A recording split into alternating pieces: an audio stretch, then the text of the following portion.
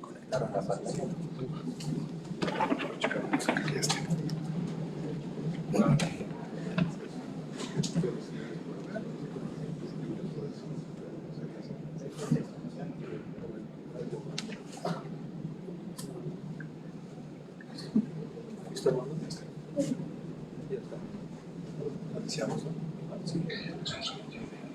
Pues, muy buenas noches. A nombre del Colegio Mexicano de Especialistas en Coloproctología, agradecemos su asistencia esta noche lluviosa por tráfico. De verdad les agradecemos que estén aquí. Y a los que nos están siguiendo a través de nuestra página de Facebook, también agradecerles su compañía. Hoy vamos a tener un tema interesante, manejo avanzado de pólipos. Para esto traemos dos invitados muy especiales. Nuestro primer invitado, el doctor Jorge Casal Sánchez, él es gastroenterólogo, endoscopista, egresado del Instituto Nacional de Cancerología y actualmente está en el Hospital Puerta de Hierro de Guadalajara, y también es miembro de la Sociedad Japonesa de Endoscopistas. Doctor, le agradecemos infinitamente que haya aceptado la invitación a asistir a esta sesión virtual del FUDE. Por favor, adelante. El doctor nos va a hablar sobre generalidades de los pólipos y técnicas de polipectomía. Adelante. Voy a checar con el cable.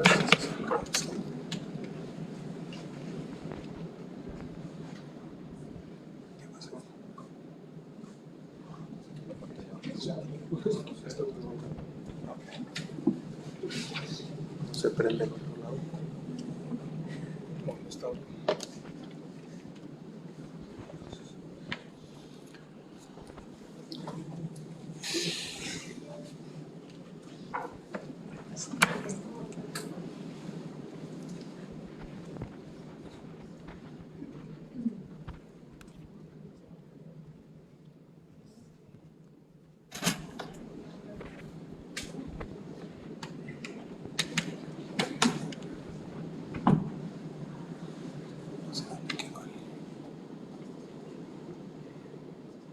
Ahí está.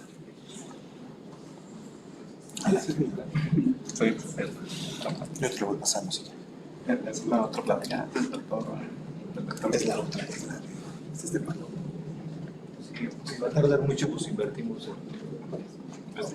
No. Listo. Ahí. Listo, doctor.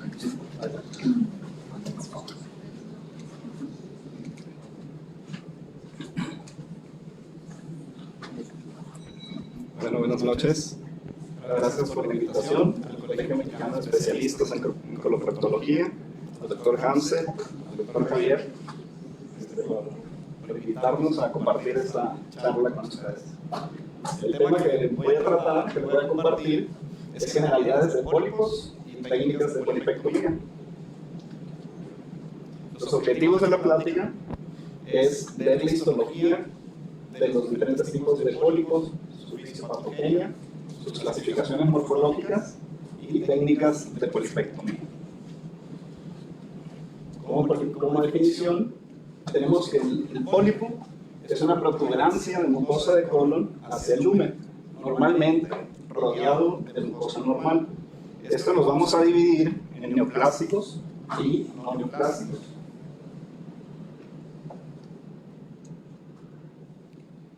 Dentro de los no neoplásicos tenemos los pólipos inflamatorios, los cuales normalmente, macroscópicamente, presentan una forma de islotes con mucosa residual normal, los cuales se forman secundario a ulceración y regeneración de la mucosa, el cual un ejemplo de estos es secundario a las colitis ulcerativas, enfermedad de Crohn y otros ejemplos como inflamación por enfermedad diverticular, síndrome de úlcera rectal solitaria.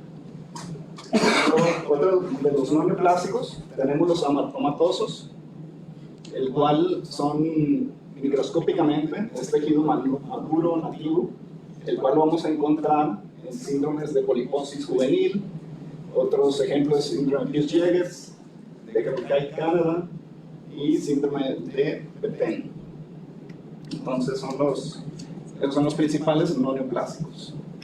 Tenemos, ya entrando a los neoplásicos, ahí entran los pólipos aserrados, como su nombre lo dice, cerrados o aserrados, por la morfología microscópica, en la cual vemos esas pequeñas vellosidades dentro de la cripta, y cambiando un ejemplo a un pólipo adenomatoso, cual vemos la cripta o vemos la glándula sin esas micro vellosidades.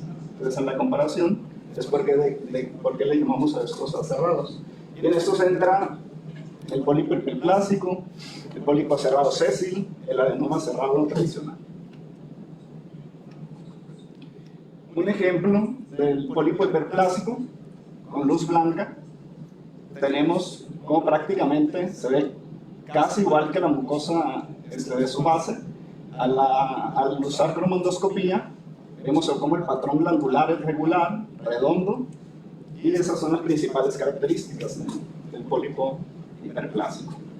Entrando a los pólipos aserrados, solo con luz blanca y colonoscopía, los vamos a ver como un aspecto de nube, lo menciona.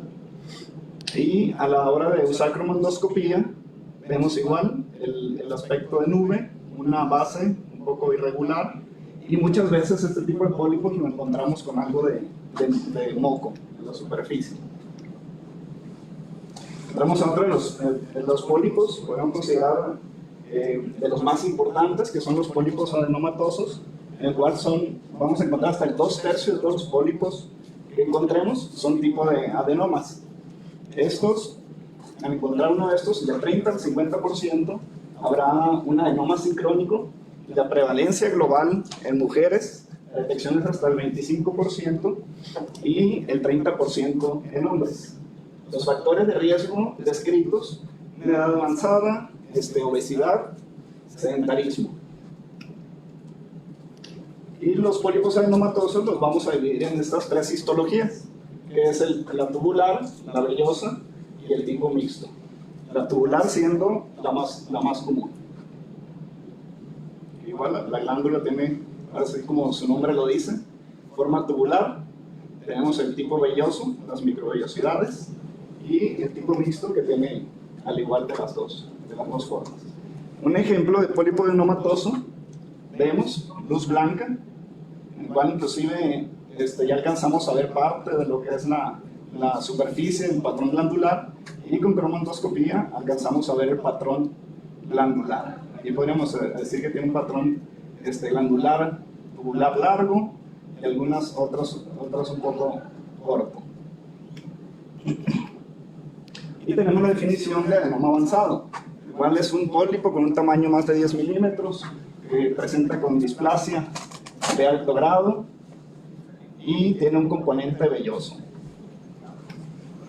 Es importante del adenoma avanzado, porque es el que tiene más riesgo en un futuro de formar cáncer colorectal. En cuanto a la patogénesis, nos vamos a dar cuenta que va de la mano de la morfología del pólipo y del tamaño del mismo. Y tenemos estas 3 principales vías de carcinogénesis, en la cual tenemos la inestabilidad cromosomal, hasta el 70 o 80% de las veces, la inestabilidad microsatelital, las cuales 2 tienen como precursoras el adenoma, y relacionadas con la mutación y pérdida del gen del APC.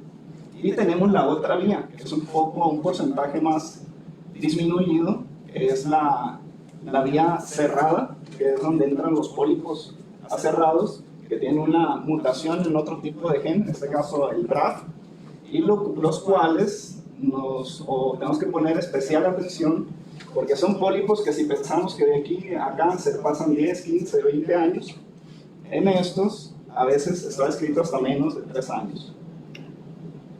En cuanto a la clasificación morfológica, primero vamos a dividir los pólipos según el tamaño. Diminutos, menores de 5 milímetros, pequeños, de 6 a 9 milímetros, y grandes, son más de 10 milímetros. Entonces, para clasificarlos utilizamos principalmente la clasificación de París. Una de las más antiguas, pero hasta la fecha es la más validada. Entonces, esta clasificación de París vamos a dividir en lesiones polipoideas y no polipoideas.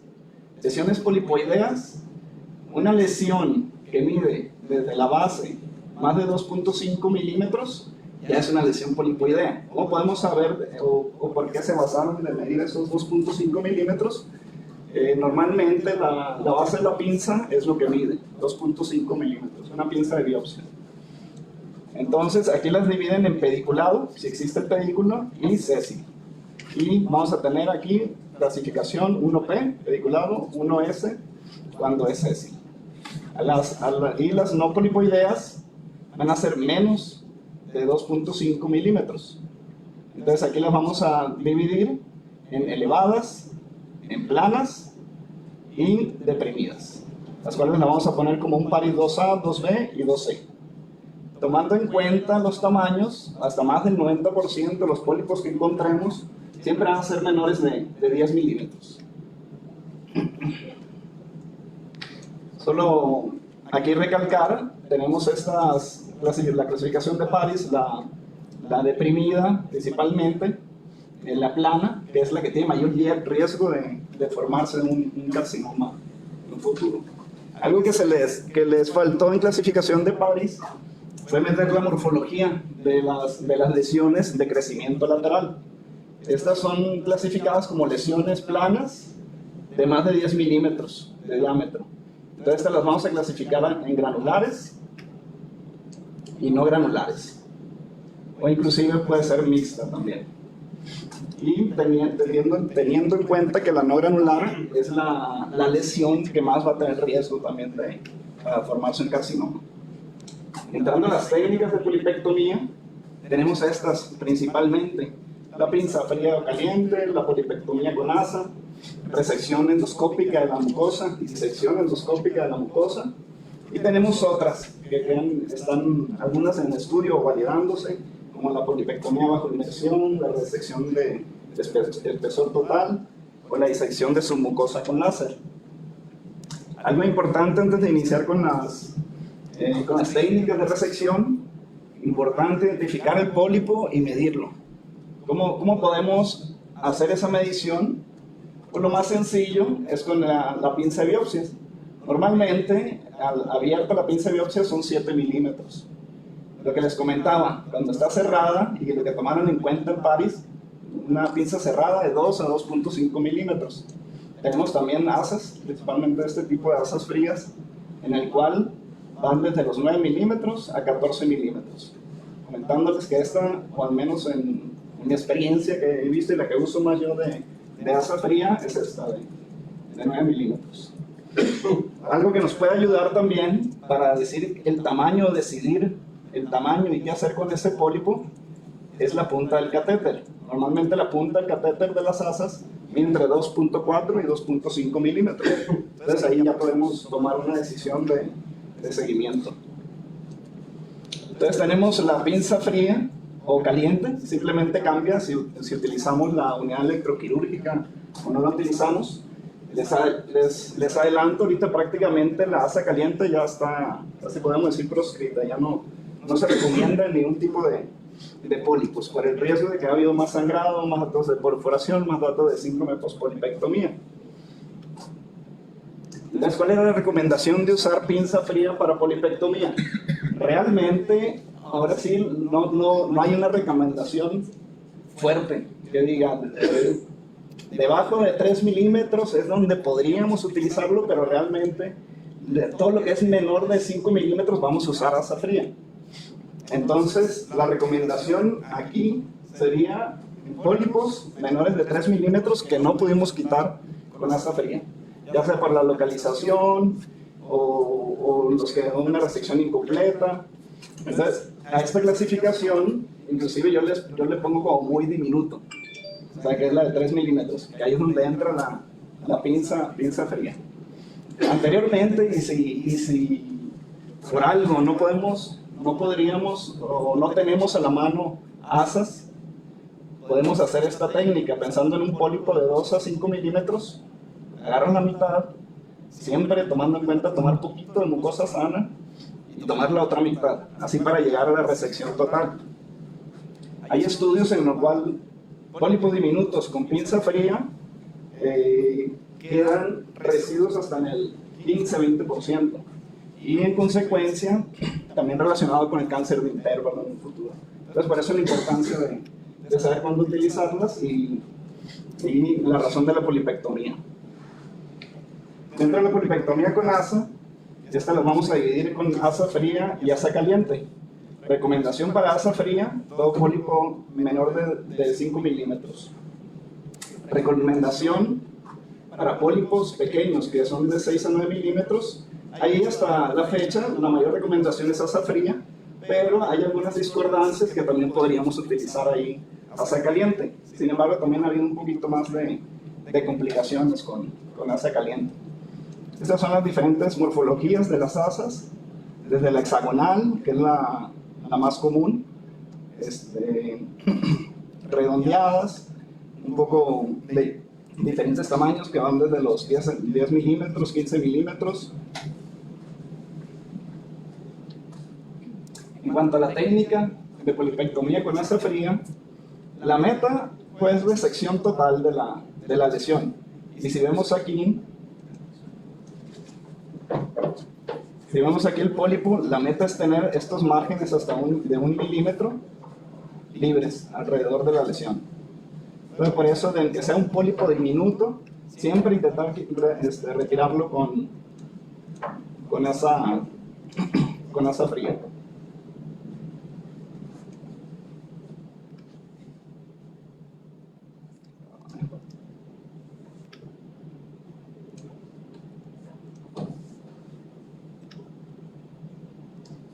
Vamos a dar play, solo que no. Vamos a aquí. Vamos a ver aquí si es la computadora. ¿Qué le quieres dar? Ahí está. Ahí está. Bueno, esto es un ejemplo de un pólipo pequeño en el cual lo que comentamos aquí, el ideal sería el asa fría. Siempre que veamos un pólipo, lo primero, medición, ver la morfología, usar algún tipo de cromoendoscopía, que ahorita vamos a entrar de lleno en esos temas. Y posteriormente, ahí tenemos la polipectomía con asa fría. Importante, ponemos el asa 1 o 2 milímetros anterior de la lesión, poner la lesión entre las 5 y 6 del margen, o a las 5 o 6. Siempre valorar si hay datos de sangrado o no. Aquí es normal y simplemente después con la irrigación vemos que se pierde o que ya no hubo sangrado. Pero vemos cómo si el pólipo era de 3 milímetros, cómo debemos retirar un poco más de tejido para que sea resección total.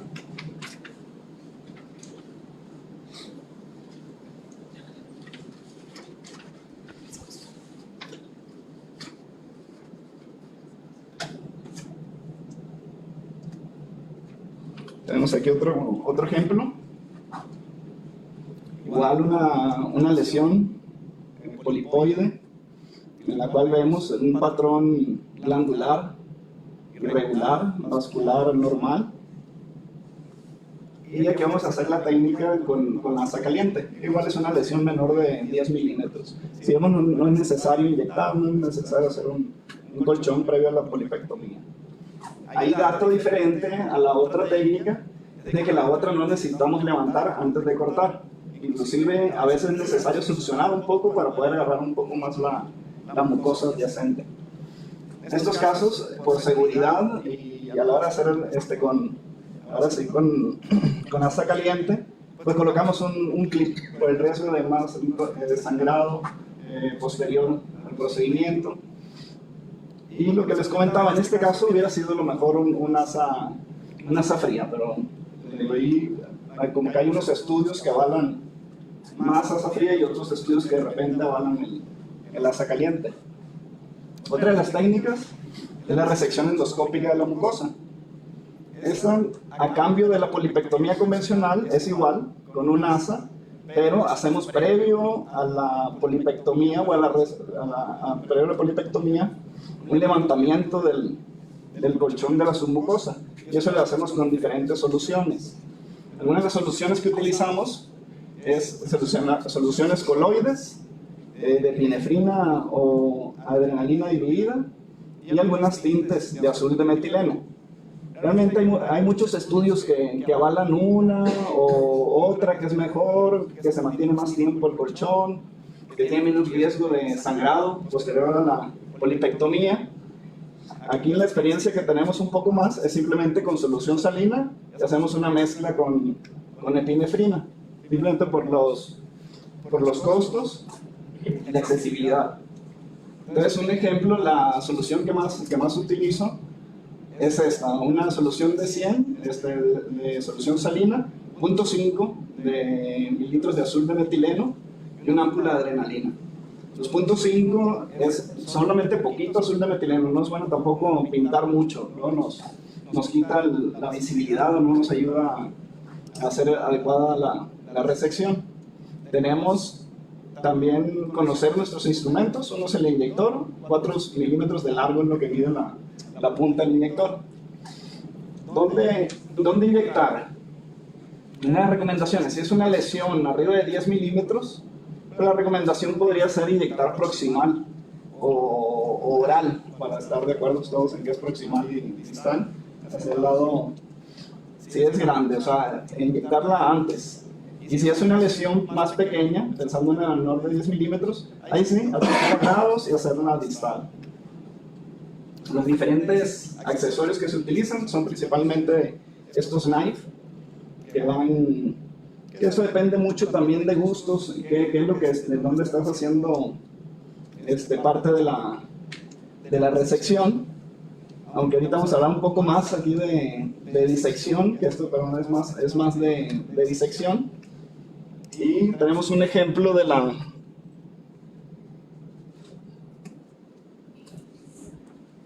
una lesión y resección.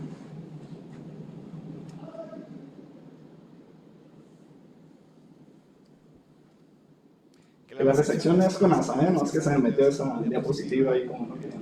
Ahorita vamos a entrar al otro tema de disección de la submucosa. Entonces, lo que les comento de tratar, si es una lesión de más de 10 milímetros, hacer el levantamiento proximal.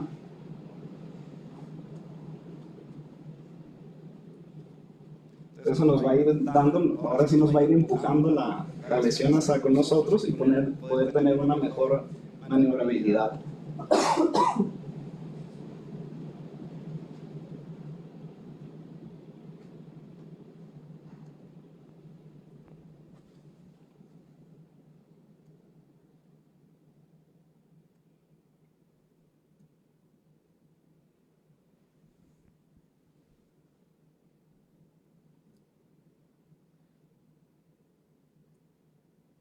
Entonces aquí solo quiero mostrarles una de las técnicas de resección.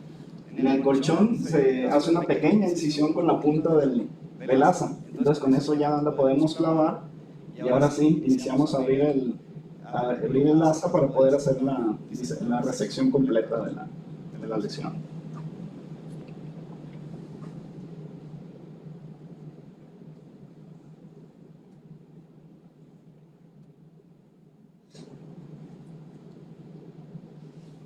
Entonces ya que la tenemos completa, vemos que los márgenes están libres, al menos 1 o 2 milímetros de cada una de las zonas, y iniciamos a hacer la resección, ahí haciendo un poquito de levantamiento. En se nos juntó otra lesión adyacente que teníamos ahí, un pequeño pólipo, pero la que tiene más riesgo y la que se retiró primero fue esta, que era la lesión plana. Ya después de haber hecho la resección, volvemos a inyectar muchas veces cromoscopía vital para ver los márgenes, cómo quedaron. Si quedó algún margen que hay sospecha de residuo, pues eliminarlo de una vez. Entonces ahora entramos en la disección endoscópica de la mucosa.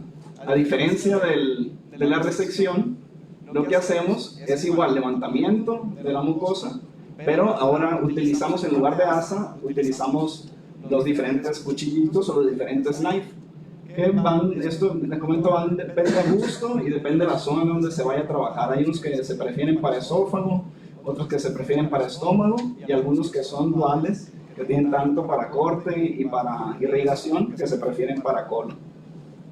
Este simplemente es un anuncio, me llamó la atención de cómo los japoneses hacen anuncios de que vayan a checarse, de que ahorita ya están haciendo disección y porque es un corte en bloque. Entonces, esa publicidad es como en el periódico de los japoneses que nos tocó ver, entonces tienen mucha conciencia en cuanto a la prevención. Entonces, en cuanto a la disección, ¿cuáles son las recomendaciones? Según la Sociedad Japonesa de Endoscopía, son lesiones que necesitan retirar en bloque, lesiones de crecimiento lateral, no granulares, mayores de 2 centímetros o granulares más de 3 centímetros. Y cuando hay sospecha de invasión también de la superficie de la submucosa, pero menos de 100 micras, cuando se considera SM1, es cuando, de 1000 micras, perdón, es cuando vamos a utilizar. Aquí ponemos un ejemplo también de un tipo de disección.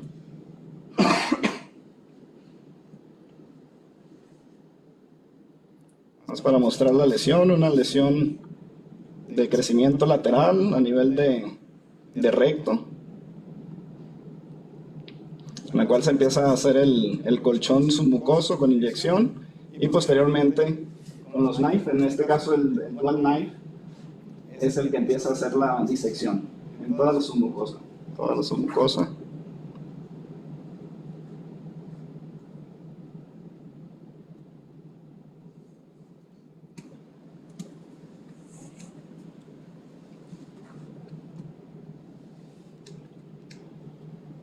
Perdón, solo para ponerles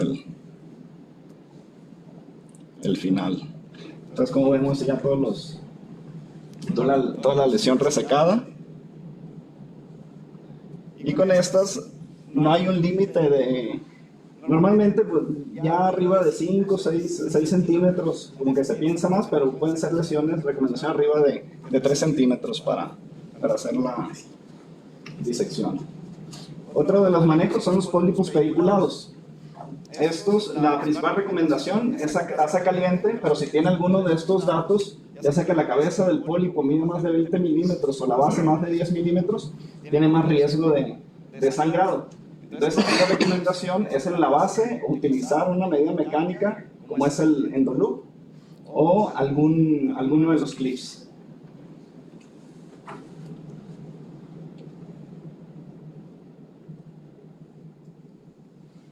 Esta es una lesión que nos tocó resacar aquí en el Instituto de Cancerología.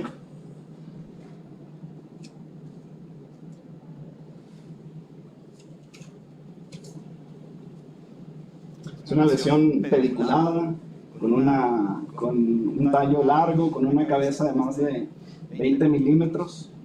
Y al principio, cuando iniciamos a poner el endoloop, se nos dificultó un poco, probablemente por el tamaño. Entonces lo que hicimos fue inyectamos un poquito de adrenalina en la cabeza del pólipo y hizo o hace contracción. Se contrae un poco y ya contraído se procede a hacer el procedimiento de la polipectomía. El primer paso fue le pusimos un endoloop, se le pone a este tipo de pólipos, ponerle un endoloop en la base para hacer la hemostasia mecánica.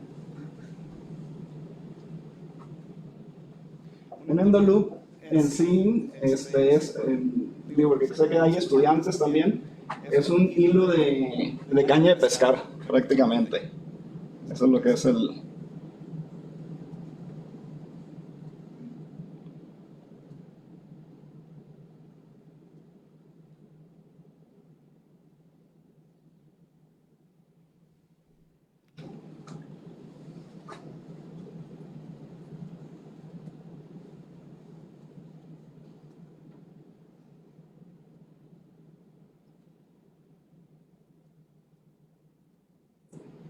y pasamos a hacer el corte con masa caliente. En este siempre importante hacer el corte y levantar de la mucosa. Y posteriormente lo retiramos, igual con la misma asa. Entonces tenemos otras medidas un poco más novedosas y que están todavía en estudio de validación, como es bajo inmersión. Descubrieron que a la hora de inyectar agua y empezar a hacer polipectomía con asa, a la hora le pusieron el ultrasonido y vieron que en la muscular no se altera con el agua, simplemente queda flotando todo lo que es la mucosa y la submucosa. Entonces esa es la teoría o la finalidad de hacerlo bajo inmersión, que todavía están como en proceso de validación y las guías actuales pues todavía no se recomiendan. Tenemos la resección de espesor total, que es por medio de un clip, también es de la compañía o de la marca Vesco. Y este es un caso que tuvimos también en el cual usamos la polipectomía por espesor total, se llama FTDR de Vesco. Igual es una lesión en colon, una lesión de menos, de aproximadamente 2 centímetros, pero vemos que tiene una ulceración en la pura base. Posteriormente se procedió a marcar todos los límites de la lesión.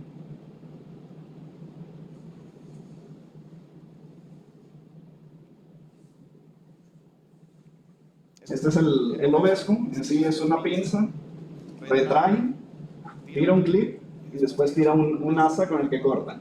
Entonces ahí ya agarramos la lesión en el puro centro, se está retrayendo. Vamos a empezar a tirar el clip posteriormente, vamos a verlo ahí en ese circulito blanco, que es el disparador. Se está disparando. Y posteriormente sale una asa y le hace el corte al nivel proximal a donde se disparó el clip. Y quedando, esa fue una resección de espesor total.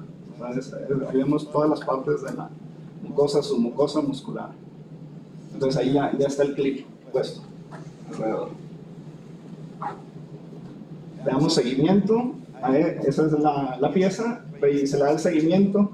Hacemos nueva colonoscopía a los 2 meses y prácticamente pues, la lesión fue resección total, con márgenes libres. Y el diagnóstico patológico fue un carcinoma, un adenocarcinoma in situ.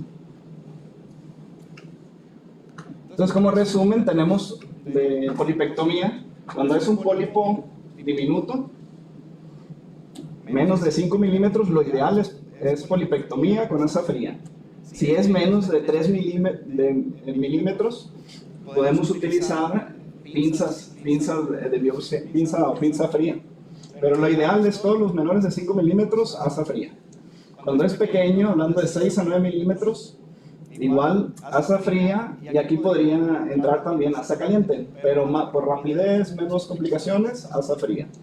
Si el tamaño es mayor de 10 milímetros, ahí hacemos técnicas ahorita vamos a entrar en cromoendoscopía, vemos si la lesión no es invasiva. Si es un tamaño de 10 a 19 milímetros, la recomendación es polipectomía con asa caliente. Más de 20 milímetros, hacer resección endoscópica de la mucosa.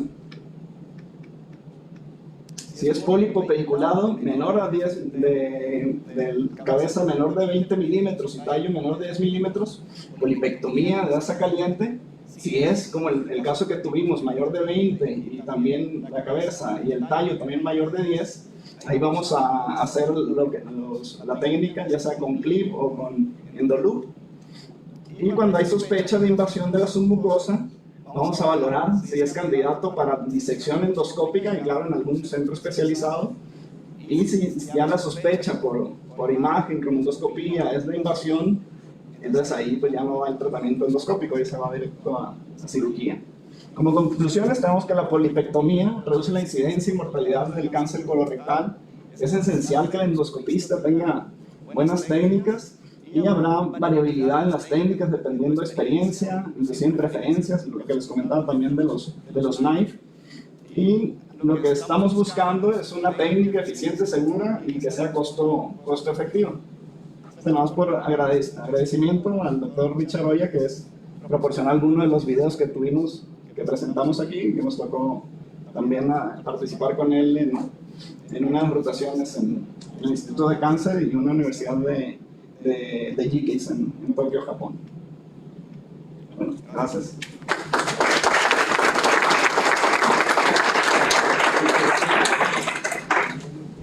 Gracias, doctor. Agradecemos al doctor Casal su amable participación. Las preguntas, por favor, lo reservamos al último. A continuación, vamos a darle la bienvenida al doctor Palomo. El doctor Palomo es coloproctólogo, egresado del Hospital Nacional de México, es endoscopista gastrointestinal, egresado del Hospital Juárez y nos acompaña actualmente, trabaja en el Hospital del Bajío y nos acompaña con el tema de cromatoscopía digital y magnificación de polipos. Doctor, bienvenido. Gracias. Gracias por la invitación. Gracias.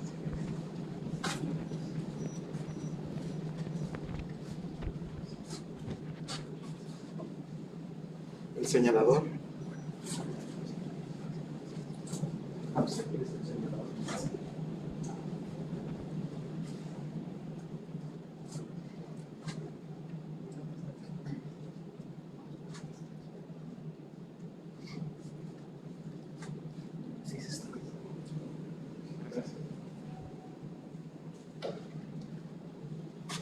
Bueno, antes de nada, gracias por la invitación al colegio, al doctor Pérez Aguirre, al doctor Hamse, por este esfuerzo Para que podamos retomar las reuniones académicas de nuestro colegio. Buenas noches a todos. Bien, en los hechos, pues los pólipos son las lesiones más frecuentemente encontradas durante la colonoscopia, hasta el 20% de la población adulta. El 60 al 70% de esos pólipos van a ser adenomatosos y hasta el 30% van a ser pólipos neoplásicos. La remoción de estas lesiones, pues va a consumir tiempo, va a considerar recursos y no está exento de potenciales complicaciones como hemorragia o la más temida de todas, que es la perforación intestinal. Es importante predecir en tiempo real qué lesiones son susceptibles de ser retiradas y cuáles no en la colonoscopia. Y bueno, ¿cómo empezamos? Un pequeño resumen de lo que ha sido la colonoscopia.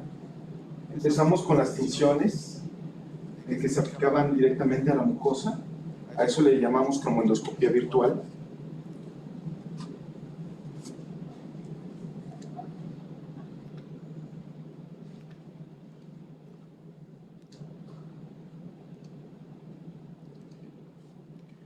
De las más utilizadas, los colorantes como el índigo carmín, como tinción de contraste, y el azul de metileno, eran los más utilizados, son de hecho los más utilizados todavía para identificar lesiones adenomatosas, los pólipos adenomatosos.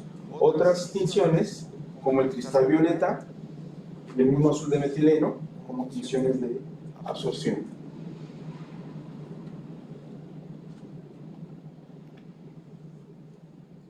Cuando identificábamos una lesión, esto es luz blanca, son los colonoscopios, son los equipos que utilizamos normalmente en nuestros centros, donde hacemos colonoscopía.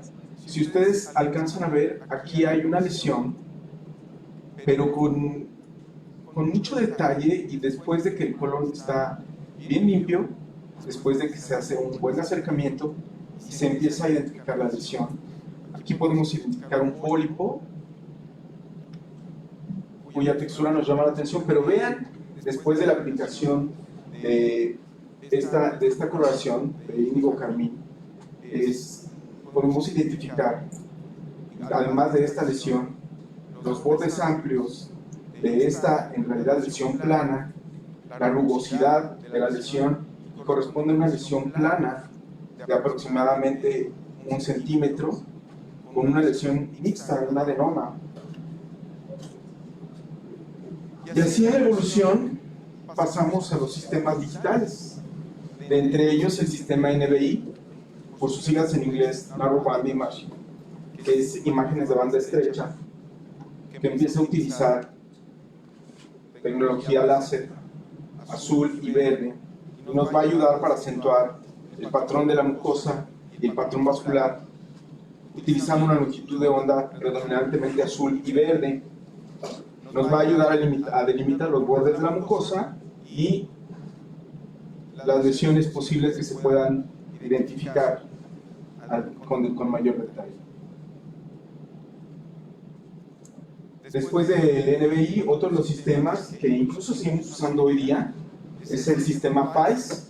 El sistema PAIS utiliza un fotoprocesamiento digital en un sensor conocido como CCD, que se encuentra en los equipos de colonoscopía, y este filtro o este sistema, este procesador, lo que hace es obtener imágenes espectrales para permitir la extracción de información adicional que el ojo humano no podría capturar normalmente, con sus receptores rojo, verde y azul, y así obtenemos mejor contraste de las estructuras vasculares y la misma mucosa.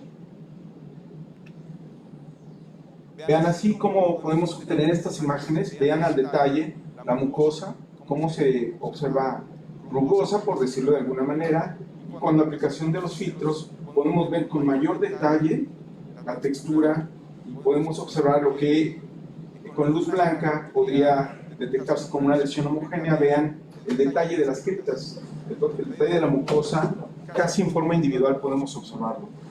Sin embargo, ¿cuál era el problema?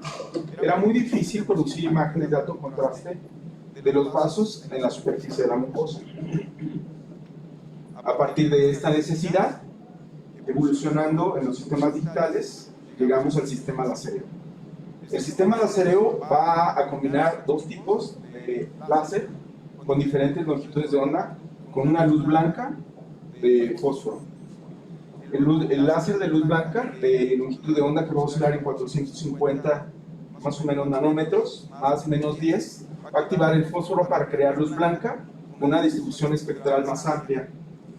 Va a penetrar en las capas profundas para identificar la morfología de la mucosa, y por un efecto de dispersión va a hacer que la imagen de los vasos sean borrosas y de bajo contraste, porque se va a enfocar en el espesor de la mucosa. Por otro lado, el sistema lásereo, el otro láser va a tener un láser de longitud de onda que va a oscilar en los 410 nanómetros, un láser de longitud de onda corta, y va a obtener información sobre el patrón vascular. Vean, estos son los capilares que podemos alcanzar a ver dentro de la mucosa. Al ser un láser de onda corta, no va a penetrar en las capas profundas de la mucosa y nos va a permitir observar este detalle. ¿Cómo explico o cómo podríamos explicar esta evolución de los sistemas digitales? Si ustedes ven lo que pudiera parecer la imagen de lejos de un expresidente de los Estados Unidos, pero ¿qué pasa cuando nos acercamos? En realidad, nada que ver con la imagen de un expresidente, ¿verdad? Parece como si se tratara, pero en realidad se trata de otra cosa. Esta es una pintura de Salvador Dalí. Mi antecesor mencionó un poco acerca de la colonoscopia por inmersión. ¿Por qué la colonoscopia por inmersión? ¿Qué cambios nos ofrece y qué ventajas nos está ofreciendo la colonoscopia por inmersión? Si bien es cierto que no está aceptada y no se desarrolla por muchos centros, ofrece ciertas ventajas la colonoscopia por inmersión. A diferencia de la colonoscopia convencional, la insuflación de aire a menudo va a causar distensión abdominal y dolor, sobre todo cuando el aire no es extraído. Y no siempre es fácil ni es posible extraer el aire. Y otras molestias durante el procedimiento. La colonoscopia por inmersión es una técnica que nos va a permitir el intercambio de agua. El proceso de intubación fecal es más lento, cierto, pero la infusión de agua y la succión de cualquier bolsa de gas nos va a permitir canular con cierto margen en donde se va a rectificar el colon y nos va a hacer más fácil la identificación de lesiones y de toda la mucosa. Implica la infusión de agua con el único propósito de expandir el lumen e intubar el ciego, con la aspiración de agua durante la extracción e insuflación de CO2. ¿Por qué CO2? Porque este gas va a reducir algunas molestias post procedimiento. Si pudiéramos esquematizar el desarrollo de la colonoscopia por inmersión, vean lo que convencionalmente hacemos. Entramos a través del ano e identificamos estos pliegues australes y lo que siempre hemos sabido, que dentro de algunos pliegues australes pueden ocultarse algunas lesiones polipoides. Del otro lado, vean cómo al insuflar, al empezar la irrigación de agua a través del colon, cómo se expande la luz del intestino y se rectifican estas angulaciones. ¿Qué es lo que estamos haciendo en el Hospital de Alta Especialidad del Bajío? Esto es un video donde estamos en válvula ileocecal, estamos abordando el intestino delgado, estamos irrigando y vean cómo vamos a empezar con la aplicación de filtros y la magnificación. Vean aquí cómo ya magnificamos, aplicamos filtros y podemos incluso ver al detalle la mucosa del intestino delgado y la vasculatura de la circulación. Cuando salimos a colon, como cambiamos a luz blanca, nos vamos acercando,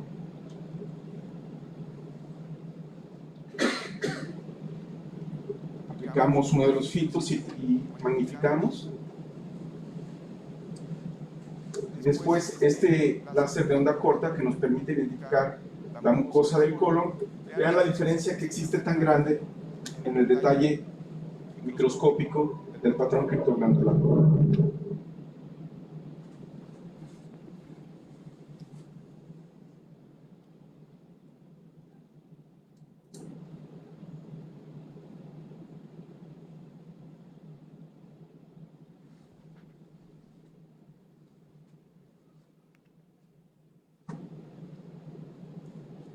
Si ustedes han ido alguna vez a la playa y han realizado buceo o el snorkeleo, se darán cuenta de qué similitud guarda esto con los corales que se encuentran en el fondo del mar.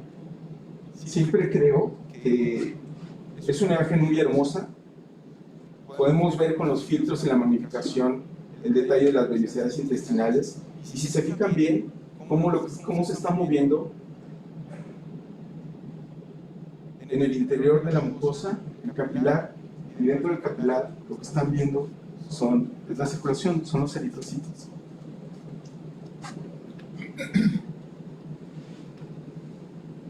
Con más calma, aplicación de filtros y magnificación. Es una paciente de 80 años. Como la distribución de las vellosidades ya no es tan uniforme, hay algunas zonas, algunos islotes que ya no se encuentran completamente cubriendo las paredes del intestino.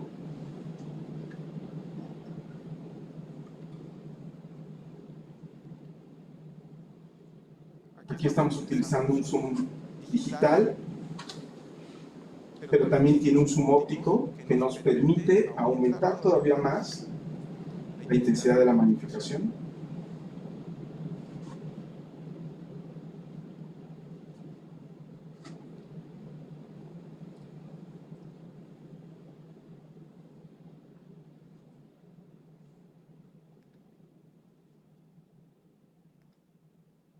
Pero bueno. En cuanto a los pólipos y la vigilancia de los adenomas, es bien sabido que un mayor número de colonoscopías de vigilancia están siendo realizadas por pólipos colónicos que además ya habían sido diagnosticados. Cada colonoscopía trae la carga de una preparación intestinal para el paciente. posible malestar después del procedimiento, riesgo de complicaciones, por lo que la colonoscopía es un recurso finito y debe ser recomendado solamente con una fuerte indicación.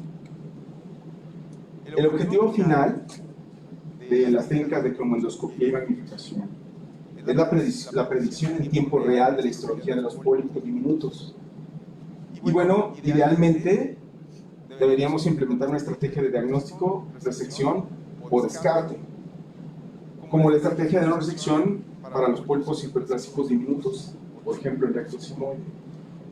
Como podemos ver, es un pólipo sésil de aproximadamente 3 milímetros de diámetro, y si ustedes pueden observar, la mucosa que rodea al pólipo es mucosa sana y pareciera como si las características del pólipo fueran las mismas, pero en realidad se trata de un patrón criptograndular más grande. En las propias palabras del doctor Burgos, que es uno de los pioneros de la cromoendoscopía digital y estas técnicas de magnificación, él diría: se trata de la hermana gorda de la mucosa intestinal. Y sí, finalmente. Y bueno, ¿qué es lo que tenemos que hacer? ¿Qué es lo que tendríamos? ¿Y cuál es una de las principales recomendaciones de todo esto? Miren, sí tenemos que irnos acostumbrando a estas imágenes de endoscopía, porque ya no va a haber un regreso a lo que estábamos haciendo antes. Es una tecnología que llegó para quedarse, y además de identificar estas imágenes por endoscopía en tiempo real, también tendríamos que estar bajando con nuestros patólogos para poder hacer algo así como trabajo de microscopio.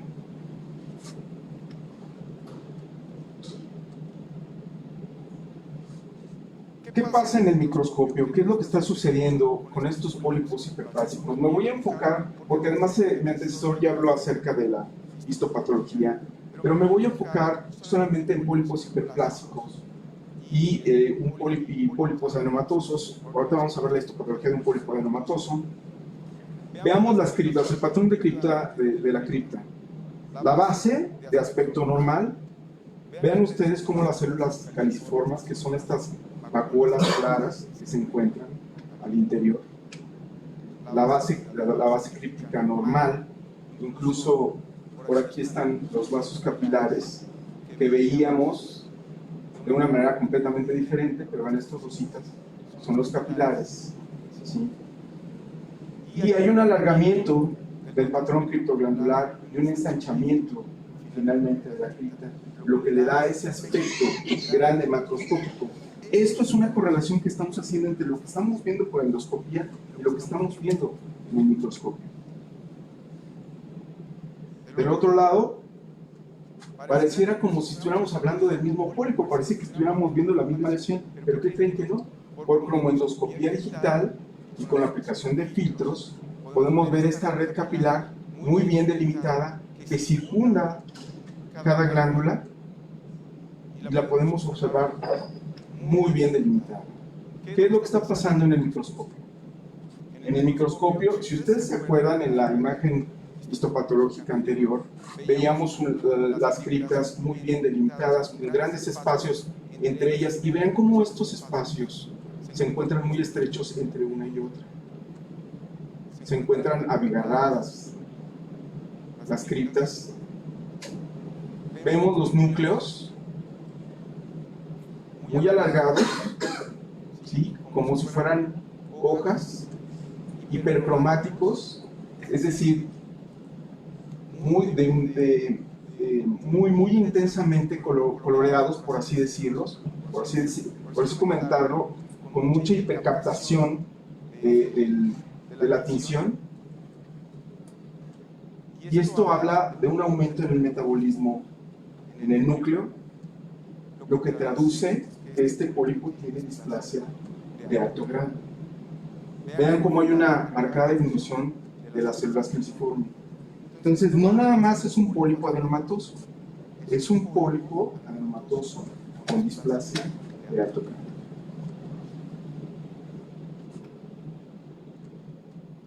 ¿Quién sabe qué más pudiéramos ver al detalle era mucosa. Pero sí es bien importante que trabajemos con el patólogo y dejemos de tenerle miedo a la patología o pensar que es una ciencia, por decirlo menos, aburrida, porque es todo lo contrario. Es muy interesante y no conozco el patólogo que no quiera compartir estas imágenes y explicarnos qué es lo que tendríamos que estar haciendo.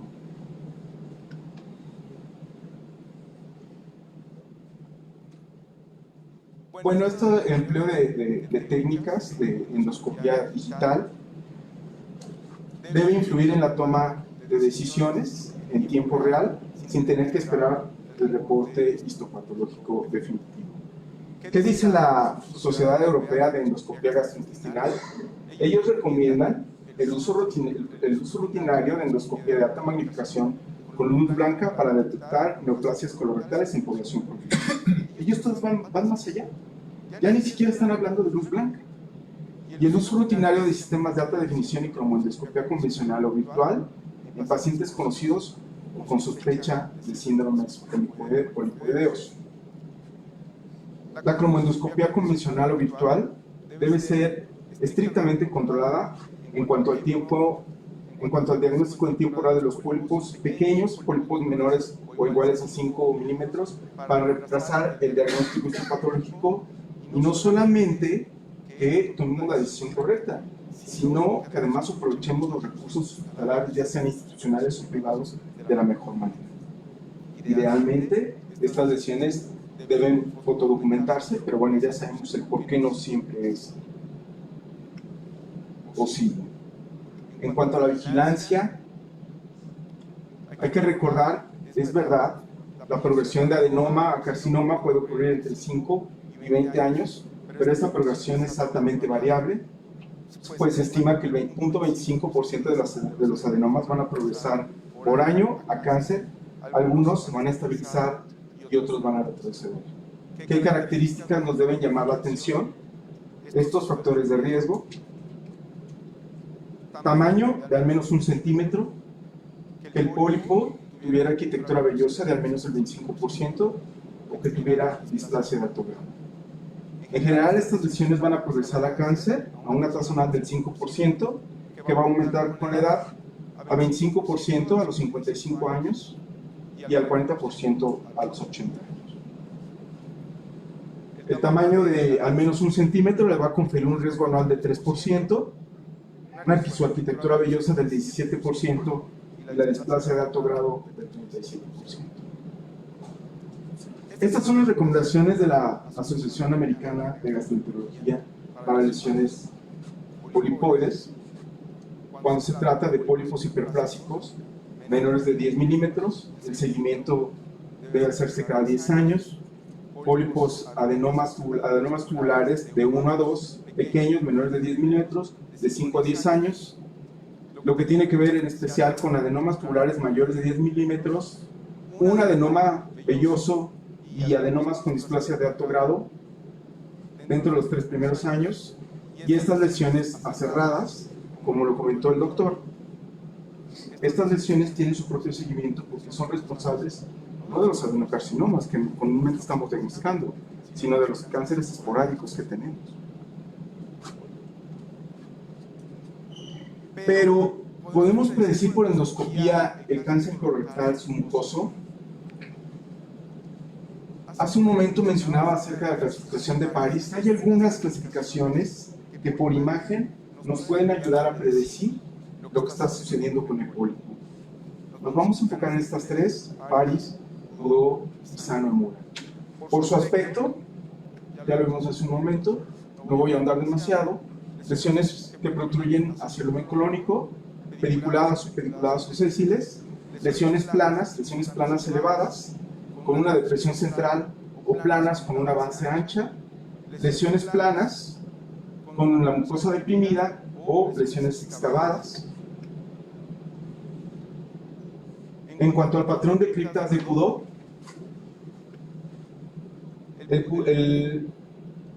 la clasificación habla de Goudot 1 cuando la mucosa es normal, Goudot 2 se trata de un pólipo hiperplásico, como lo mencionamos, Q2-3L, un patrón de criptas alargado, 3S de short y L de large, un patrón de criptas pequeño, el 4, patrón de criptas de aspecto alargado, desorganizado y más cerebroide, como lo podemos ver, ya habla de un adenoma velloso, el 5I de aspecto irregular y el 5N no estructural. Incluso vean una marcada desorganización y los vasos capilares completamente perdidos, esa red bonita que veíamos al principio.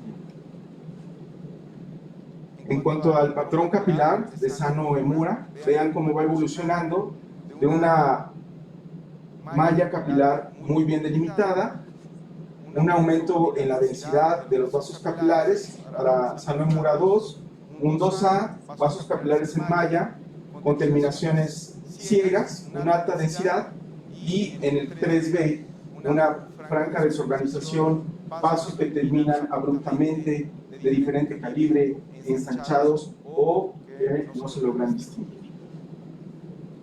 Las lesiones cuya morfología de Paris sean 0, 2A, B o C, con superficie no granular o presencia de criptas de Q2-5, nos va a sugerir malignidad.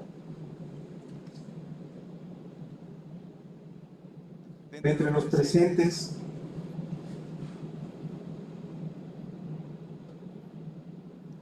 alguien que se animara, es un pólipo, les voy a dar algunas pistas, es un pólipo pediculado que se encontraba en conos sigmoides, que medía aproximadamente 12 milímetros.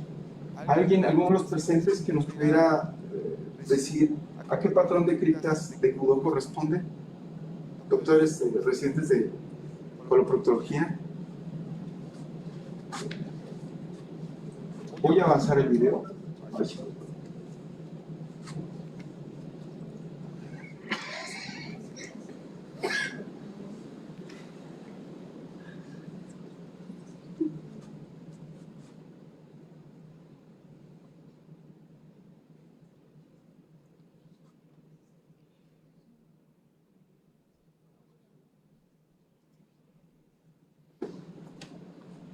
Bueno, sí, la pregunta es algo capciosa porque es un patrón mixto y me gustó esta lesión porque podemos ver este patrón de criptas de aspecto cerebroide, por decirlo de alguna manera, ¿sí? Que alterna con un patrón de criptas alargadas, y de este lado podemos ver también un patrón de criptas pequeño. Había un 3S, había un 3L y había un 4. Pero vean también la vasculatura, que es muy marcada con la aplicación de este filtro. Es un pólipo que finalmente se terminó por quitar con asa caliente.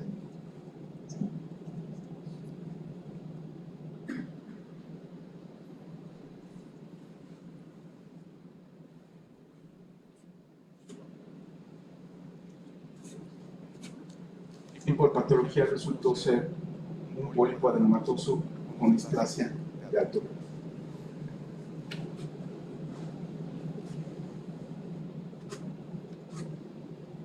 Estamos viendo un adenocarcinoma. Eso es un tumor. Pero me gustaría que vieran el detalle con la magnificación y la aplicación de filtros.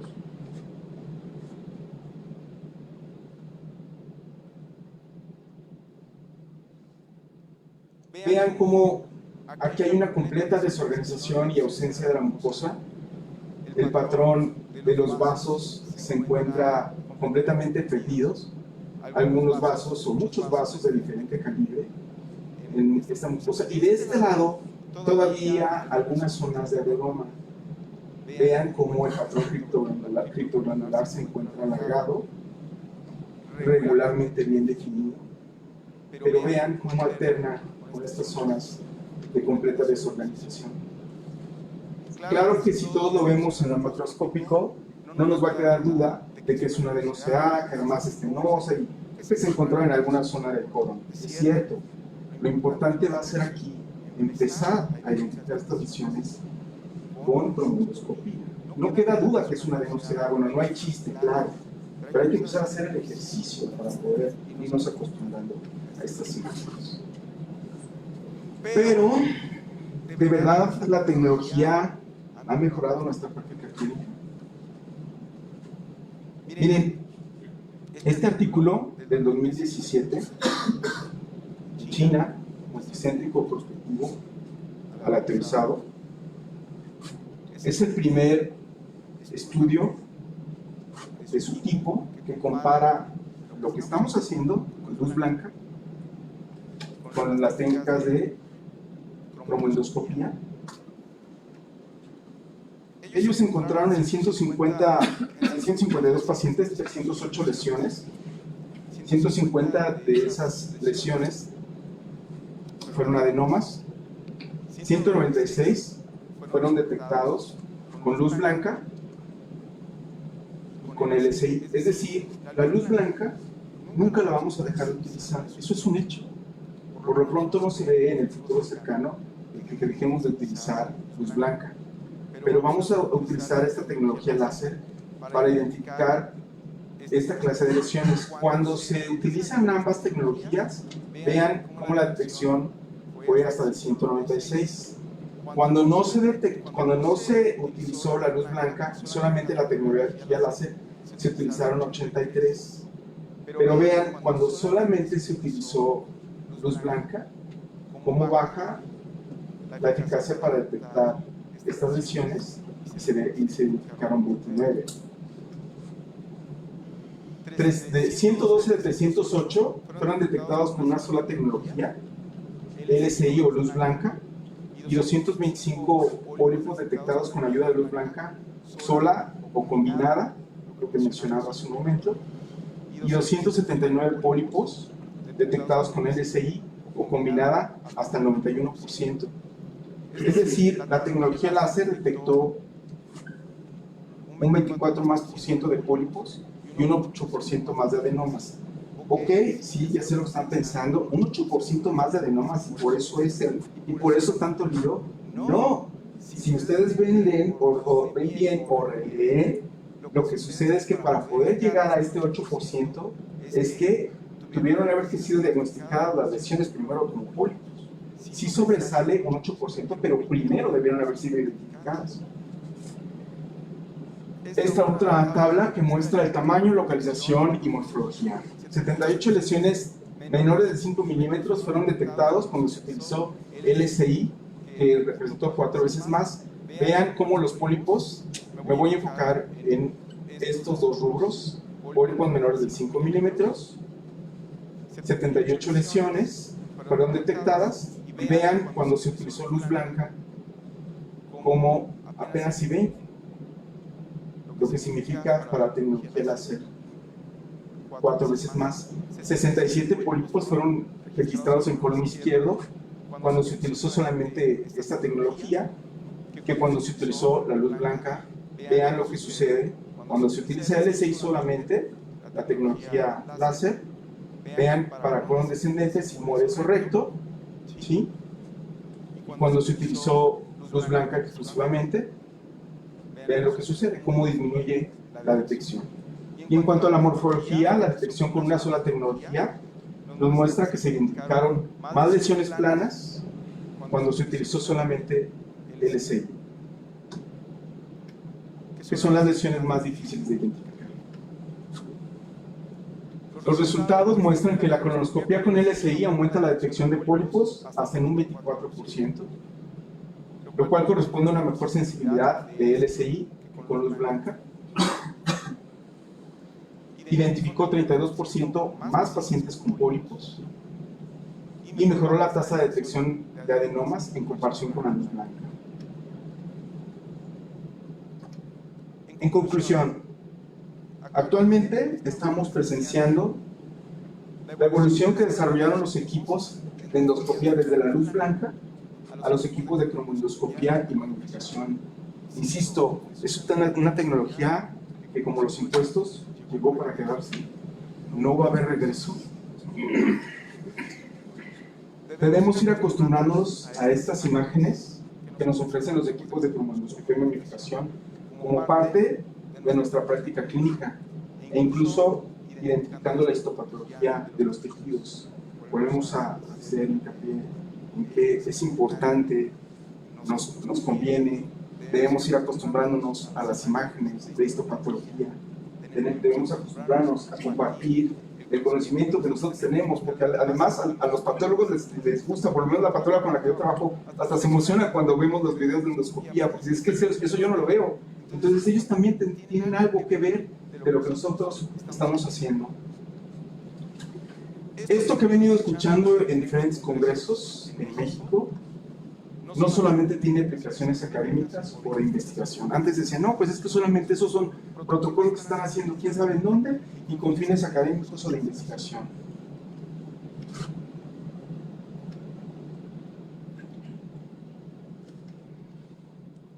El uso y aplicación de estas nuevas tecnologías en la práctica clínica debe pasar por un proceso de enseñanza, es bien importante. Hay que hacer una curva de aprendizaje para la adecuada optimización de este valioso recurso diagnóstico que nos va a ayudar en la toma de decisiones terapéuticas. El uso de estas nuevas tecnologías debe incorporarse en la formación de cirujanos colorectales y de los especialistas que actualmente hacemos procedimientos de colonoscopía. Ustedes que están en formación, vale mucho la pena que en sus centros vayan preguntando. Y si no cuentan con la tecnología, insisto, vayan con el patólogo, vayan acostumbrándose a estas imágenes digitales. Estoy en sus órdenes en el Hospital de Alta Especialidad de México. Por su atención, muchas gracias.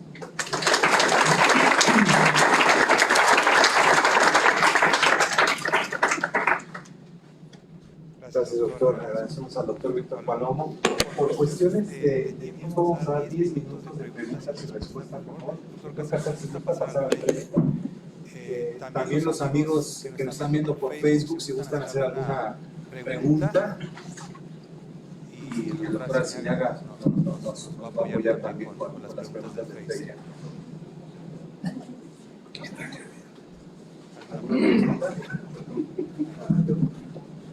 Quiero yo primeramente felicitar a los dos ponentes por su trabajo.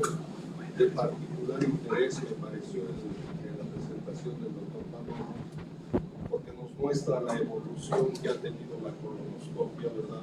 Para los que ya tenemos unos cuantos años en esto, finalmente, bueno, pues son avances que cuando se hacía la colonoscopia, que veíamos a través del objetivo, ¿verdad? Nunca nos imaginábamos siquiera que íbamos a llegar a la videoendoscopia, ¿verdad? Y ahora estamos viendo pues, más allá de los límites de lo que es meramente ver imágenes macroscópicas, sino que ahora ya lo estamos viendo en forma microscópica. Entonces, bueno, pues felicitación para ambos.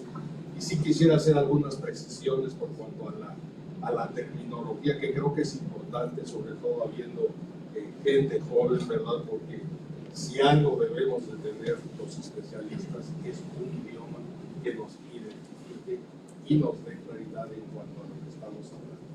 El doctor Casal mencionaba dentro de alguna de las clasificaciones los pseudopólipos. Pseudopólipos no existen. Si nos atenemos a lo que es la definición de un pólipo, que es una masa que sobresale a la luz intestinal a partir de la mucosa, todos van a ser pólipos. Los pseudopólipos o falsos pólipos en un momento dado van a ser aquellos que nosotros provocamos, por ejemplo, cuando hacemos aspiración y la mucosa se mete al conducto de aspiración. Ese sí va a ser un falso pólipo. Todas las demás masas que encontremos van a ser pólipos del apellido que se les quiera poner. La segunda consideración, los pólipos que están ahora muy en boga no son acerrados, son cerrados con S, si nos atenemos a que están describiendo lo que es el aspecto del diente se cierra. Entonces, porque no es la primera vez que escucho que lo mencionan como acerrados, y de hecho deben de ser pólipos cerrados, insisto, con S. Quizá por tamaño se le pasó al doctor Casal mencionar los pólipos gigantes, que así se consideran los que son mayores de 20 milímetros de tamaño, ¿verdad? De diámetro. Y bueno, pues ya más que mencionado que conforme es mayor el tamaño de un pólipo que un adenoma, mayores las posibilidades de magnetización. O no me quedó muy claro, o no fue muy claro cuando habló del uso de la pinza o del asa para resecar lesiones. Yo creo que el uso de la pinza de biopsia va a ser exclusivamente para eso. Aún las lesiones diminutas o pequeñas se recomienda, y una de las gentes que hace énfasis en esto es el doctor Douglas K. Rex de la Universidad de Indiana, que aún lesiones pequeñas deben resecarse con el asa de diateria, sí que se use calor, simplemente el frío, pero sí para que abarquen incluso una zona de mucosa sana. Y por último, en las conclusiones, hablaba usted algo de que si había sospecha de invasión a su mucosa. ¿Invasión de qué estamos hablando? En principio de una lesión benigna como es un pólipo. Entonces no me quedó eso muy claro. Respecto a la presentación del doctor Palomo, la única observación que le haría es en cuanto al término magnificación, doctor. Magnificación se refiere a alabar, ensalzar, engrandecer. El término correcto debe de ser amplificación. Darle amplitud, hacerlo más amplio o agrandar a través de un medio, un dispositivo, en este caso, bueno, la tecnología que ya nos mostró. Creo que para pláticas o presentaciones brillantes como han sido estas, bien vale la pena pues, mejorar esas minucias, ¿verdad? Pues para que tengan más lucimiento sus presentaciones. Y nuevamente, mi felicitación. ¿Quieren comentar? ¿Algo que quieren comentar ustedes? Pues nada más que está aceptado que para lesiones, mire, en colonoscopía el tiempo es valioso. Hay que recomendar el uso de la pinza de biopsia para lesiones pequeñas.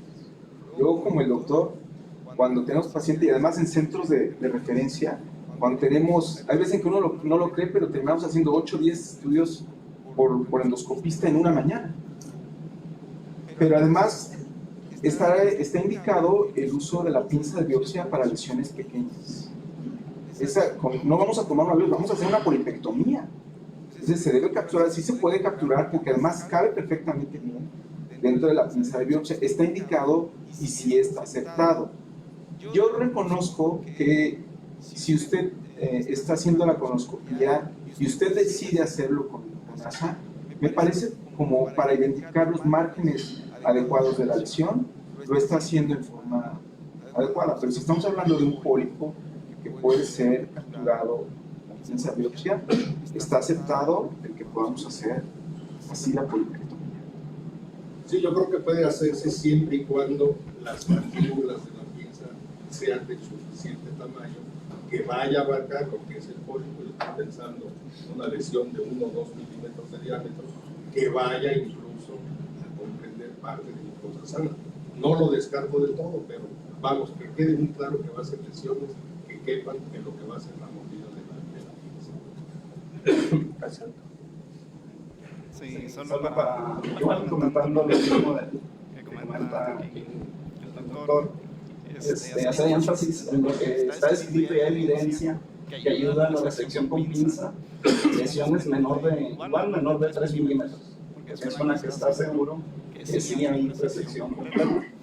En general, ahorita la tendencia es asa fría, así como dice el doctor Rex, a todas las lesiones diminutas que son menos de 5 milímetros. Pero si es lesión de 3 milímetros o menos, está en una posición a veces difícil para meter al asa. Ahí completamente, sí podemos utilizar pinza de biopsia fría porque el mismo diámetro te da para que la retires por completo. Sí, apuntando al respecto, incluso en muchas ocasiones, lesiones, vamos a decir, diminutas, se quitaban en forma, o se pueden seguir quitando en forma fragmentada con la pinza de biopsia. Insisto, creo que el ideal es tener la pinza completa, pero no se descarte el uso de la pinza de biopsia. De la terminología, digo que alguna vez tuvimos esa discusión allá con mis maestros también en el Instituto Nacional de Cáncer sobre aserrado y aserrado. Ellos usan mucho el aserrado, hasta que les pase los heroína. Entonces, depende de la bibliografía. O sea, los veo ver en un lugar aserrado y otro aserrado. Y el consenso terminó en que los dos está bien y a nivel de la Asociación de Endoscopía también. Si Entonces, usted piensa en la A del aserrado es alfa privativa, le está quitando el aspecto del diente, es decir, yo creo que debe ser cerrado. Insisto, en cancerología la doctora Hernández, Sobrino y demás hablan sí de los adenomas cerrados, pero insisto, yo creo que debe ser cerrado. Bueno, el doctor Casal, a los pólipos gigantes que están localizados en el recto, antes de tomar la decisión de la resección, ¿recomiendas algún estudio de imagen que te permite identificar si no hay algo más ahí que esté infiltrando a la submucosa, le hacer un ultrasonido, alguna cosa que recomiendes o haces antes de resecarlos? normalmente hablando de ultrasonido, tomografía, resonancia, antes de resacarlo no lo hacemos pues, normalmente.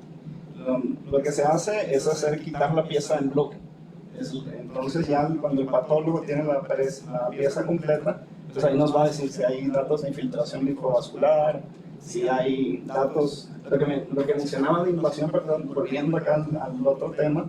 Por ejemplo, lo que estamos viendo, aparte de las clasificaciones de cromondoscopía, si es un CUDO 5, que al final CUDO son de las principales, son la clasificación de las más viejitas y que hasta la fecha son las fuertes, porque hay nuevas clasificaciones de cromondoscopía digital, una se llama NICE, que es como la más utilizada a nivel mundial, una más nueva que metieron los japoneses, que se llama JNet. En general, NICE lo dividen en tres. Uno, siempre se va a basar todo lo que es cromondoscopía en ver el patrón de la superficie de la glándula y ver la vascularidad. Entonces, una glándula redondita, bonita, una vascularidad normal o que no está presente, nos dice que es más benigno. NICE 1, un pólipo hiperplásico. NICE 2, un pólipo adenomatoso. NICE 3, un pólipo que ya se sospecha de datos de infiltración, como la imagen que puso aquí el doctor, en el cual ya se veía perdida completamente el patrón de la glándula y perdida la vascularidad.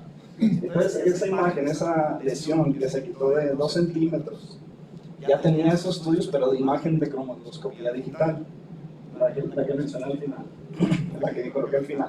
Entonces, con la pura cromondoscopía, con estos estudios, con la práctica, con el entrenamiento, ya tienes una certeza de más del 90% que tú estás diciendo, esta es una lesión con invasión, o una lesión, esa era una lesión ulcerada, que el patrón de la superficie estaba perdido, tenía inclusive cromondoscopía vital, y también tenía cromondoscopía digital con magnificación.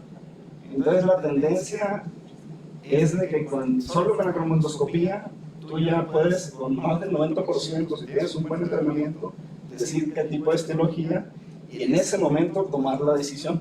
Como era una lesión pequeña, se tomó la decisión con datos de invasión más allá de la submucosa de hacer una resección total, que también fueron como parte de apoyo y del protocolo de este dispositivo que es relativamente nuevo y pues que es muy caro. Entonces eso fue lo que, por eso en ese caso, pues ya por la cromondoscopía ya teníamos una certeza alta que era una lesión infiltrativa. Y perdón, volviendo acá, normalmente inclusive los japoneses lo que hacen una lesión de 2 centímetros, hacen disección. Entonces sacan la pieza en bloque y se envía a patología. Entonces ya dependiendo lo que reportan, pues ya se van en el protocolo de tomografía, resonancia, ultrasonido rectal o colorectal, pero antes es ver y retirar. Por completo. Somos la mayoría de coloproctólogos, ¿no? Y siempre que tenemos una lesión de recto de un tamaño considerable, un pólipo gigante, siempre, y nos reporta la biopsia que le llegamos a tomar un pólipo túbulo velloso, siempre nos gusta asegurarnos de que no haya dentro de esa lesión algún sitio que esté sospechoso de que tenga un adenocarcinoma o que esté infiltrando la submucosa, porque entonces cambia el abordaje que le vamos a hacer, ¿no? Si vamos a hacer Perdón. Pero ya teniendo diagnóstico. Sí, Ok. sí, ya teniendo diagnóstico, bueno, ahora cómo lo quito, porque puede ser que dentro de esa lesión tengas una infiltración de la submucosa que te cambia el manejo que le vas a dar. Siempre intentamos un ultrasonido. Completamente de acuerdo. Teniendo ya un diagnóstico, pues ver. Sí, hay que recordar que estas clasificaciones endoscópicas son para lesiones que no sabemos cuál es la histopatología. O sea, finalmente estamos tratando de predecir si son lesiones benignas, si son lesiones neoplásicas o si son lesiones benignas. Para eso están las clasificaciones. Yo puse efectivamente, hay clasificaciones muy sofisticadas, sobre todo los japoneses, que son los que se encuentran a la vanguardia en el desarrollo de esta tecnología.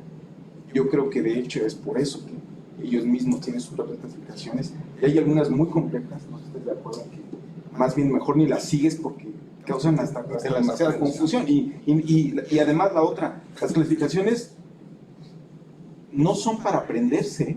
O sea, es un Q2, o sea, bueno, a lo mejor las básicas, por supuesto, es importante familiarizarte con ellas, pero no es para que las tengas como el Padre Nuestro. O sea, finalmente son para que las conozcas y cuando tengas una lesión puedas ir a la bibliografía y puedas hacer un diagnóstico adecuado.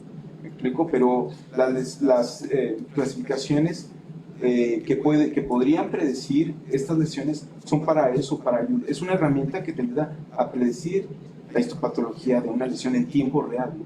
Recordemos a lo mismo, estamos con un procedimiento en tiempo real, con un paciente sedado, al cual hay que tomar una decisión, si es polipectomía, si es disección endoscópica mucosa, ¿qué le podemos ofrecer, ¿no? ¿Alguna otra pregunta?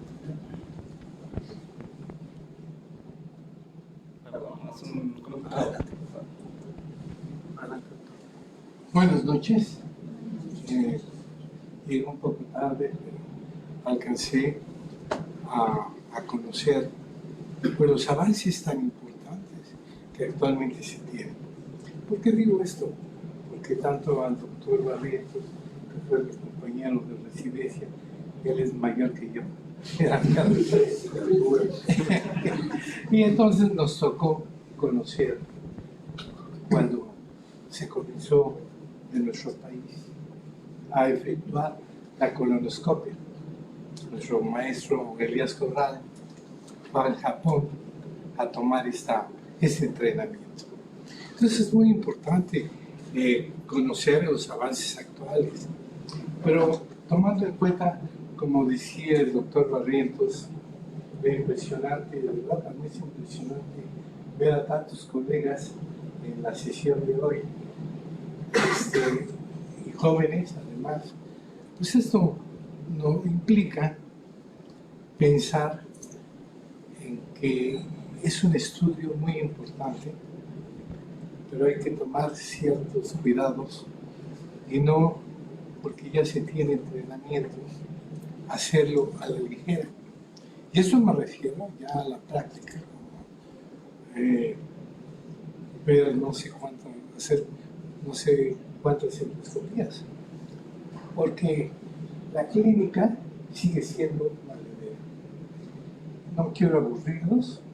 En este momento hay un caso en nuestro país de una señora de 86 años que la perforaron, caso de decir dónde, la perforaron, la dieron de alta, regresó, la estuvieron manejando, total, falleció. Y esto sigue todavía en juicio. Porque en el servicio donde tuve la oportunidad de estar durante casi 30 años como jefe de servicio, yo tenía prohibido que al paciente de edad, esa señora tenía 86 años, y en pacientes que se sospecharan de divertículos, se tuviera mucho cuidado para hacer el estudio. No que no se hiciera, pero bajo ciertas condiciones. en quirófano, con colon preparado, se podía perforar. Entonces, eso es muy importante tomarlo en cuenta. Estudiar al paciente y en base a ello poder efectuar el estudio con seguridad y darle la gran importancia que tiene, no solamente para diagnosticar una tumoración, sino también para poder encontrar otros padecimientos que solamente viendo la mucosa los podemos diagnosticar. Agradezco su atención. Gracias, doctor. ¿Alguien alguna pregunta para los colegas? Según su experiencia, doctor Casal, doctor Palomo, va para los dos, con las tecnologías nuevas que van saliendo, ¿dónde va a quedar la cromoendoscopía versus la cromoendoscopía digital? O sea, vamos a ver pronto dejar de usar el índigo carmín, el azul de metileno. ¿Dónde ven parado eso ustedes?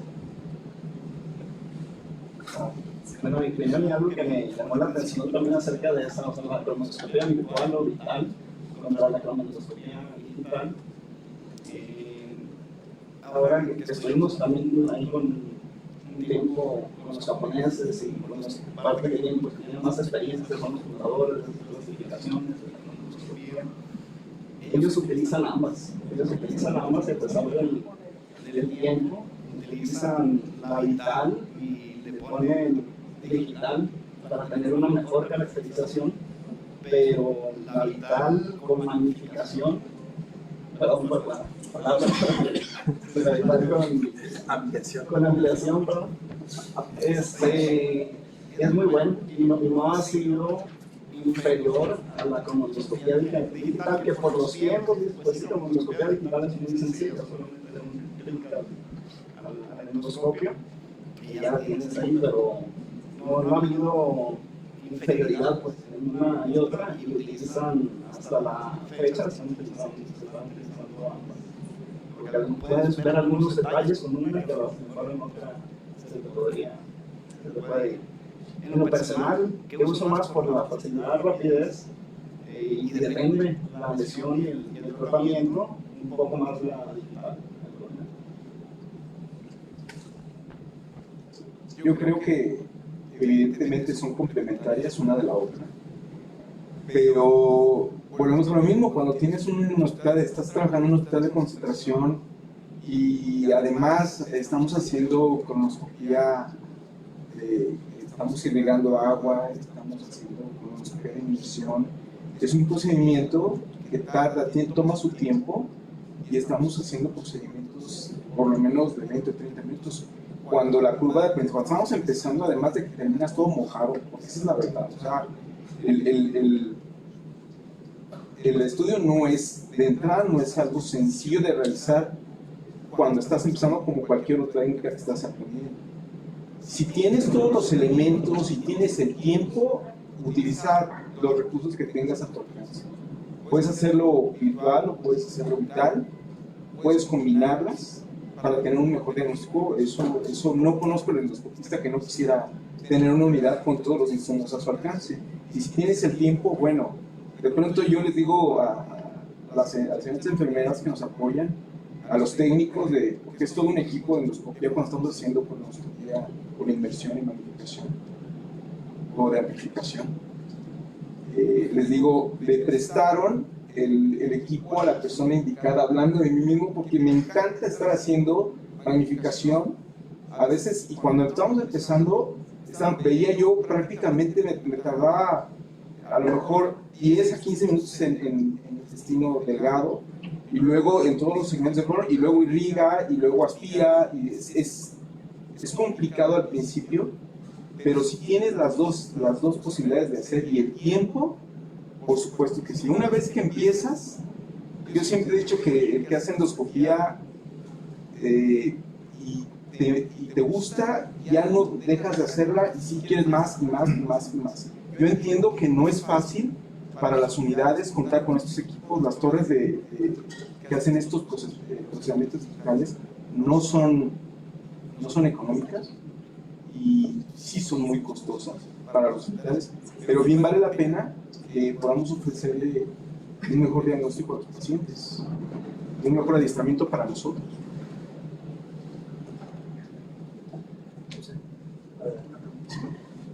De acuerdo a su práctica en sus hospitales, para seguimiento de enfermedad inflamatoria, ¿qué prefieren? ¿La cromoscopía normal o la digital? Hace un momento estábamos platicando el doctor y yo antes de la plática acerca de eso. Es todo un reto la toma de biopsias en forma dirigida, doctor, y no aleatoria. ¿De qué estamos tomando? Pues estamos tomando biopsias aleatorias cada 10 centímetros, 2, y ¿qué estamos tomando? ¿A quién está tomando? A lo que parece que es PUSI. Usted podría afirmar que es una zona de displasia. Por supuesto que el reto es tomar biopsias dirigidas de zonas de sospecha para poder tener un mejor diagnóstico. No hay duda que es PUSI. ¿El consejo sería mejor utilizar cromoendoscopía o hacerla con luz blanca? No, lo ideal es complementaria. La luz blanca nunca la vamos a dejar de utilizar, pero sí sería ideal hacerla con vital o con digital. Gracias. ¿Alguna otra pregunta o comentario? ¿No? Muy bien. Antes que nada, pues agradecer al doctor Casal, al doctor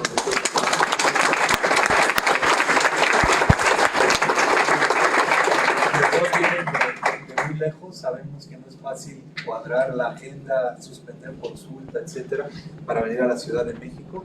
De verdad, de todo corazón les agradezco mucho que hayan aceptado la invitación y tratamos de llevar una secuencia lógica en las sesiones mensuales.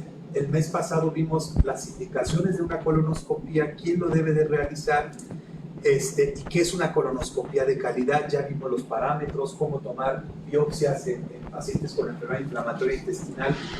Ahora nos fuimos un poquito más allá, no ver lesiones grandes y tomar biopsias, sino las lesiones diminutas, la convergencia de las mucosas, de la vascularidad, las hiperemias, cómo tratarlas y qué tecnología tenemos actualmente para dirigir nuestras decisiones tanto diagnósticas como terapéuticas. Y los invito a la próxima sesión, que va a ser la combinación de la laparoscopía, la robótica con la endoscopía.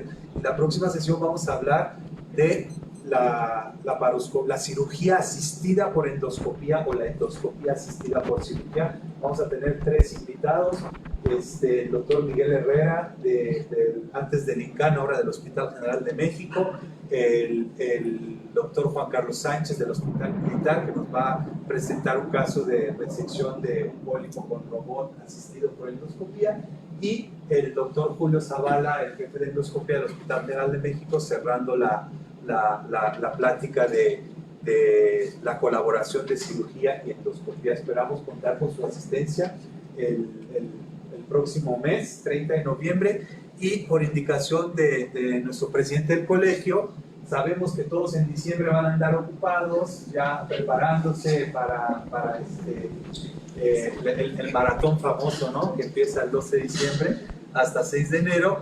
Por eso vamos a aprovechar, el próximo mes no nos vamos a reunir aquí, nos vamos a, ya con calma les daré la dirección de un hotel para aprovechar, terminando la sesión académica, hacer un brindis y pues de adelantado para el año que viene, y ya presentarles algunos proyectos. Y no sé si quiera, doctor, también mencionar lo del simposio que va a haber. Sí, en marzo del próximo año tenemos el simposio FAL, que normalmente se hace en Alemania, se va a hacer en la Ciudad de México. Si tienen interés, se pueden inscribir en la página. Les vamos a enviar también incluso información a cada uno de ustedes por el correo electrónico. Y es importante que se inscriban porque es por invitación y es un evento que normalmente vale entre 200 y 300 euros, entonces va a ser gratis, pero necesitamos que se inscriban antes del viernes. Se pueden meter a través de la página del colegio y les haremos llegar también en PDF el formato para que se inscriban quien tenga interés. Incluso aquí en Farmacia nos van a hacer el favor de pasar al rato, dejar por ahí unos formatos para que lo llenen y lo mandan con calma a la dirección al correo que viene ahí. Muchas gracias, doctor. Pues a nombre del Colegio Mexicano de Especialistas en Coloproctología agradecemos su asistencia y pido un aplauso para nuestros ponentes. Una pequeña cena preparada para todos, si gustan pasar. ¿Okay? Muy